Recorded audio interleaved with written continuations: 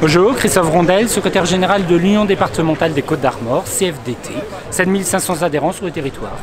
Alors aujourd'hui, la CFDT appelle à manifester, pas forcément à faire grève.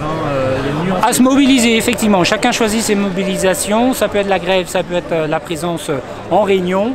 À cette mobilisation, nous on demande la révision du projet du gouvernement et pas le retrait. C'est notre grande différence avec les autres organisations syndicales.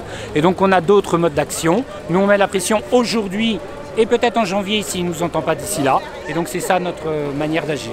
Une mobilisation plus ponctuelle, puisque on pense que les grèves reconductibles n'apportent rien. D'ailleurs, ça dessert la cause. On voit bien que la population, contrairement à ce qui est dit, ne soutient pas autant le mouvement. Et donc, il est important d'agir quand c'est nécessaire, comme dans les entreprises. On négocie et quand ça passe pas, eh bien, on agit par un coup de pression et par la grève. Là, en fait, on négocie pas, on se concerte et on souhaite imposer nos points de vue sur l'âge pivot, sur la pénibilité, sur le montant minimum des pensions et sur la reconnaissance aussi des fonctions publiques et de toute leur carrière et la revalorisation de leur carrière.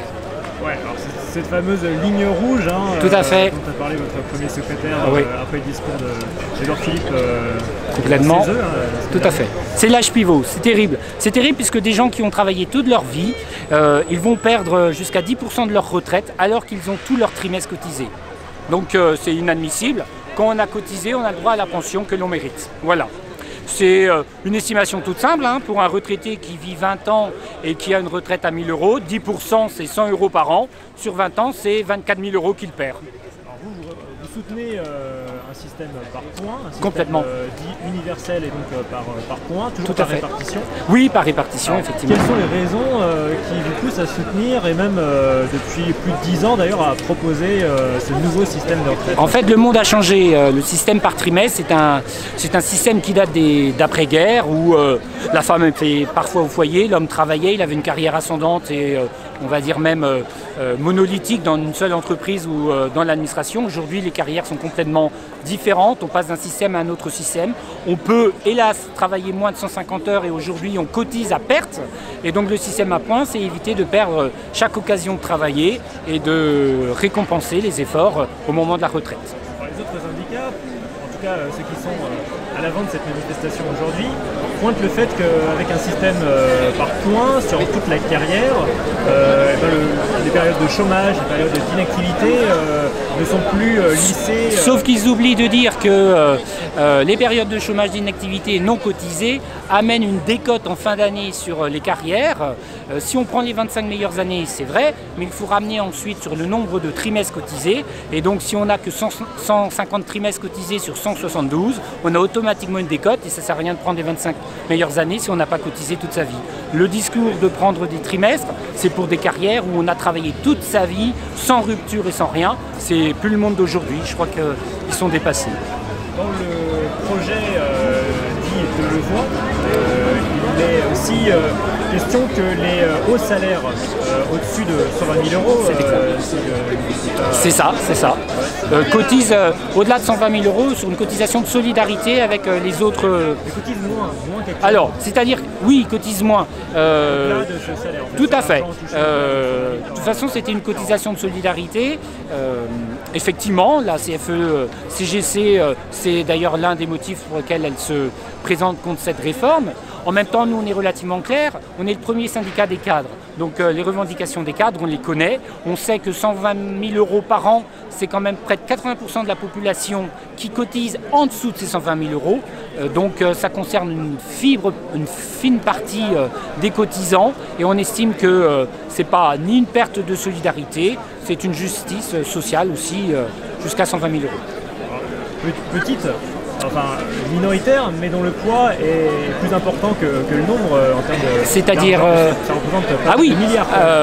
Ça concerne quelques milliards, ça peut rapporter des milliards, mais il y a d'autres systèmes pour récupérer des cotisations. Il y a notamment faire travailler l'ensemble des seniors, dont les employeurs mettent facilement à la porte à partir de 55 ans. Ça rapporte des cotisations, parce que faire cotiser au-dessus de 120 000 €, c'est une question de ressources. Et donc les ressources, on peut aussi les trouver en améliorant les fins de carrière des seniors, en favorisant des retraites progressives au lieu d'être au chômage.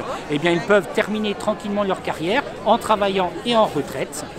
Donc voilà, c'est ça nos solutions. Il y a aussi d'autres systèmes pour équilibrer le régime, c'est-à-dire prendre les réserves qui existent dans les différents régimes de retraite complémentaire. Donc on n'est pas obligé d'opposer les revenus supérieurs à 120 000 €. On a des ressources suffisantes. Votre premier secrétaire, il propose d'augmenter les cotisations potentiellement. Pour ne pas instaurer cet âge pivot de 64 ans. Il propose là, mais il propose d'autres solutions également. Il a mis sur la table ce Tout matin à fait, parce qu'aujourd'hui, on ne parle que de dépenses. On considère que les déficits sont liés aux pensions payées. Nous, on considère, et d'ailleurs le rapport du corps le dit, les déficits ne sont pas liés aux retraites payées, ils sont liés au manque de ressources. Il faut que les gens sachent ou se rendent compte que l'exonération des heures supplémentaires fiscales et sociales amène à ce que les gens cotisent plus sur les heures supplémentaires réalisées, et c'est-à-dire qu'ils vont amoindrir demain leur retraite. Et ils amoindrissent dès aujourd'hui les recettes pour les retraités d'aujourd'hui. Ça veut dire que des gens qui font par exemple 39 heures, payés 39 avec 4 heures supplémentaires, 10% de leur salaire, c'est 10% de retraite en moins puisqu'ils ne cotisent pas aujourd'hui sur ces heures supplémentaires. Donc là, il faut revoir l'exonération des cotisations sociales sur les salaires des heures supplémentaires et sur aussi les bas salaires, puisque des cotisations, c'est une part de salaire reportée en fin de carrière. Quelque chose à rajouter ? Non, je suis content de la mobilisation. On avait reçu des menaces d'autres organisations syndicales nous invitant à rester chez nous. Je crois que la CFDT, par son nombre d'adhérents, 7500, première organisation syndicale sur le département, a montré qu'elle savait se mobiliser et dire non au projet tel qu'il est présenté et demander au gouvernement de revoir sa copie. Voilà. Merci. Merci.